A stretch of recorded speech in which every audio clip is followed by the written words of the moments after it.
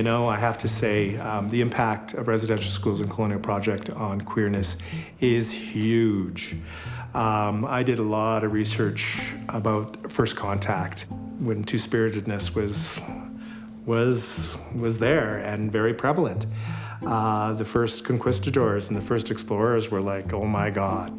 Gender and sexuality were like the first things that, or among the first things that were attacked during colonization. Things like putting two-spirited people to the dogs was common. So from the very beginning, two-spiritedness was eliminated. It was pushed underground. Right away, we learned very quickly that we couldn't be who we were. And so two-spirit people and contact itself is a narrative all by itself. They brought the closet here. They showed people how to hide themselves. They showed and forced people to do those things at the cost often of sometimes their lives, but especially their dignity. And then that continued through residential schools. It was like an extension. I, have heard many elders tell me, their stories of being in residential schools, a lot of survivors, and a lot of the narratives that you will hear repeated are things like, oh, they separated me from my brothers and sisters.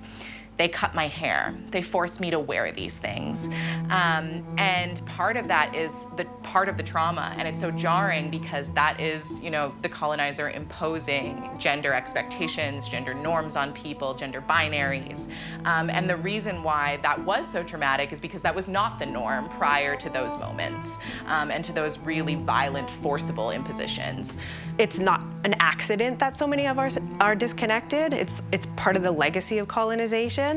The impact of forced assimilation and the harm that has been done because of, the religious institutions around queerness. Colonization very explicitly, very forcibly attacked gender as part of the project.